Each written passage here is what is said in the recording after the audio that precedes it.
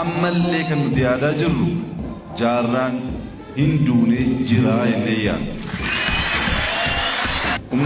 Chaasaa kan ajjeese Leencoo Lataa sidha. Ragaa qabna kanaaf. Ragaa guutuu qabna. Jarraan beeku dalagaa isaa qofaan beeka. Dalagaa isaa irraayin hanga tokko keessattuu waan arra jarru kun haasa'an kana bifa xiinxalaatiin maanaan sii maali qabsoo Oromoo keessatti kaja'u irraayin. Badhootu ajjeese baaroo jaarraan hin ajjeefne jechuudha. Okay, lakka bakkummaan irratti muti deebi'ee akka dubbitan. dubbiin amma narfte lakka bakkummaan gartee qabsoo keessatti shawashakiin guddoon turtee hu badoo osoo hin ta'in baaruma kana.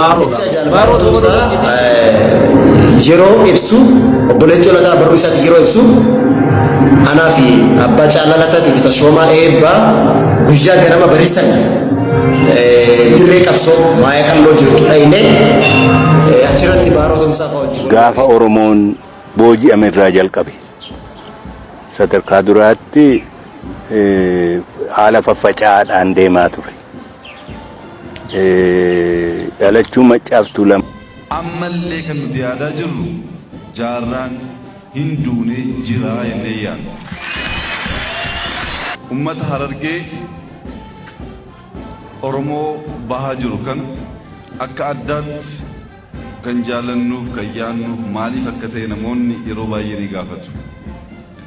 Qabsooni ummata Oromoodha Harargee wajjin baay'ee walidha.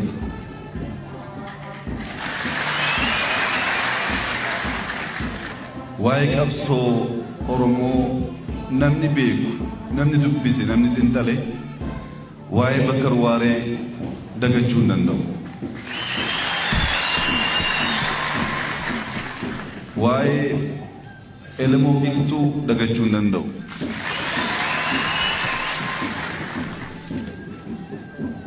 Chaasaa kan ajjeese Leencoo Lataa sidha. Ragaa qabna kanaaf. Ragaa guutuu qabna. Baqii marrajaa aለ. Badhoo Chaasaan የገደለው አቶ ሌንጮ ለታ አንተ ነህ። አባ ጫላ ወንድምህ ይሄንን አብራችሁ ስለነበራችሁ ያቀው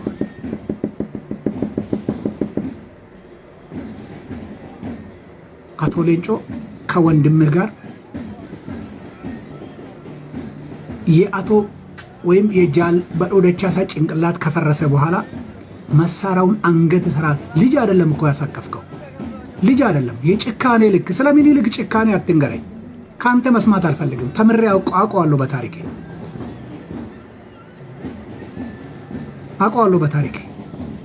Jarraan beeku dalagaa isaa qofaan beeka.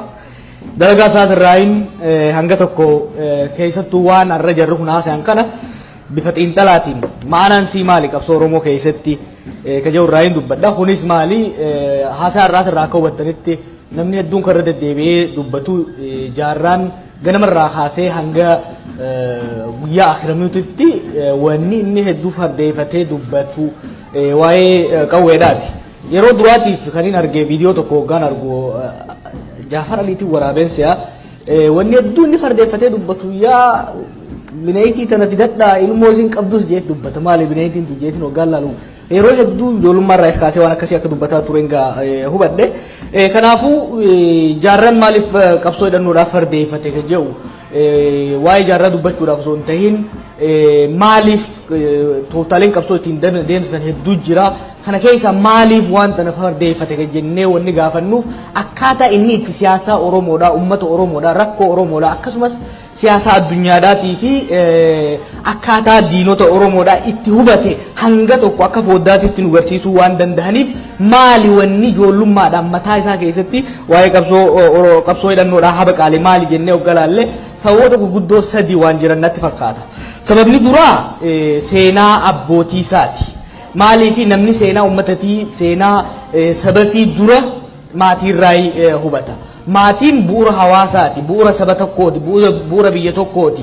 Namni maatii isaa irraa tokkoffaa maatii isaa beeka. Lammata waan maatiin isaa gaafa ijoolleedhaa ittiin mataa isaa keessa qaran saniin guddateeti addunyaa ittiin hubachuu eegalu maatirraa jechuudha. Jaarraan akka badhootu ajjeese baaroo jaarraan hin ajjeefne jechuudha. Okay, lakka Oolmaan bakkummaan irratti muti deebi'ee akka dubbitan. dubbiin amma dhufte lakka bakkummaan gartee qabsoo keessatti shooshakiin guddoon turtee hu badoo osoo hin ta'in baaruma kana. Baaroodhaaf. Baaroo duuba badoo hojjesee miree qabaatu. Amma dubbate ta'a. Ajaa'iba lakka summii guddoota awwaalamee ture. Summii guddoo awwaalame beetillee ni gaafatti.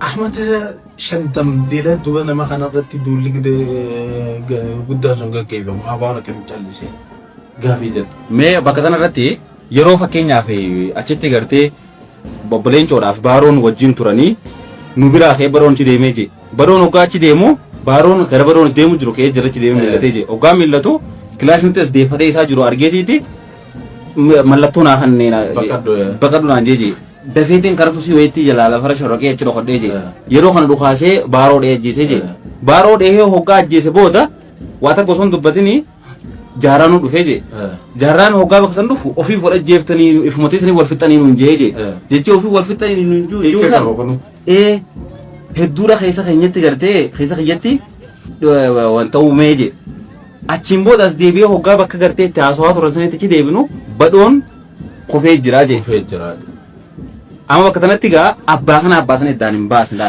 bakka sanitti jaaraan alaa isaanitti dhufe malee ichin turre gabaabumatti jalqaba marattu hogguma jalqabaatu maal jee jaarraadhaaf mul'is nu biraa deemanii jee nu biraa deemaniiti nuti wal biratti hafne jinaaf baaroon hoggaa wal biratti osoo wal biratti hetteenyii gartee waa'ee seenaatiif jireenya haasoo nuti badhoon nutti dhufee jee jette. Obboleessi leencoo lataa abbaa caalaa lataa jechuudha. Innilleen ala naannoo sanarraa fagaatee bakka marfamee eegamu naannoo waardiyaa san jira. Bakka kanatti isaan sadeen qofaa ta'u. Baaroo badhoo fi leencoo. Jarri lamaan ajjeefaman. Ragaan tokkichi jiru leencoo qofee. Maqaan jaarraa maaliif komata malee waan akka sababni tokko komatamu jiru jalqabarraa jaarraan nu bira jiru jechuudha ture leencoo lataa qofa. Hin janne amata 50 uleedhaaf akka duulatti itti fayyadamaa turan jechuudha. Achi booda ragaan jiru ragaan naannawaa jechuudha. Ragaan kallattii osoo hin ta'in ragaan harkaa ijaa achi booda jaarraa abbaa gadaati. Erga jaarraanis du'e leencoo waan kana dubbate jechuudha. Seenaan abbaa duubaa hiyyeessa akkuma jaamutti. Jaarraan bara lubbuudhaan jiru waan kana mormachaa ture noo. Akkana jeesin. Dubbachaa ture. Isa qofaa miti. Ajjecha jaalbaaroo tumsaa yeroo ibsu obboleettii lataa barruu isaatti yeroo ibsu anaa fi abbaa caalaa lataatiif tashoomaa eebbaa guyyaa ganama bariisan dirree qabsoo maayee qalloo jirtu dhayne achirratti baaroo tumsaa fa'aa wajjin wal garree jaarraa abbaa gadaa fa'aa wajjin hooggantoota abbaa fa'aa wajjin haasofne haala finfinnee jirus waan tokko tokko ittimne achumatti jaarraa abbaa gadaa fa'aan deeman jee jaarraa abbaa gadaa fa'aan eessa akka deeman ibsine asirratti stop hin ibsine mari'achaa turre jeebis kanaaf baaroo taane duraanis isaan jaala qabsoo akka taanis beekamaadha inni sibee jira mari'achaa turre waan tokko tokko natti himee wajjin mari'annee achi keessatti ammoo asii iddoo hin qabnu nuti ammoo bootaa qabnu yookaan immoo bakka hin qabnu jee yeroo baaroon natti himu akka dhaamsa kiyya dhumaatti dhageeffadhe yookaan akka dhaammannoo dhumaatti dhageeffadhe jee wanni isaan mari'achaa turan sayyoo maali? Yeroo nuti asii iddoo hin qabnu jan leencoo lataatii fi baaroo tumsaa maal mari'achaa turan tokko kunis gaafiidha. Lammaffaa isaanii mari'achaa jiru badhoo dachaasaa itti dhufee waliin dubbatanii waliin dubbatanii waan irra waliin dubbatanii nimne badhoo dachaasaa keenya bira nu bira achi garagalee jee nu bira achi garagalee badhoonis yeroo badhoon garagalu baaroon jala deemee jee baaroon jala deemee yeroo garanni deemu kana deemu badhoo qawwee qabatee qiyyaafatu gorree jee maal jenniti maalirra wal dhabanii badhoon lafaa kee qawwee fudhatee itti qabachuu dandeenya gaafiidha kun isin ibsine obboleettii lataa yeroo kutaa barreessu achi baaroo tumsaa badhoon qawwee qiyyaafate akka sirrii kunne jalaa miliqii naan jee jalaa miliqii jeeni jira inni nu jalaa akka miliqutee jira leencoon dheessee baaroon akkamitti dhaame ifiifoo akka jalaa miliqu barsiisee akkamitti dhaame kunis gaafiidha achi booda jaarraa abbaa gadaanatti dhufee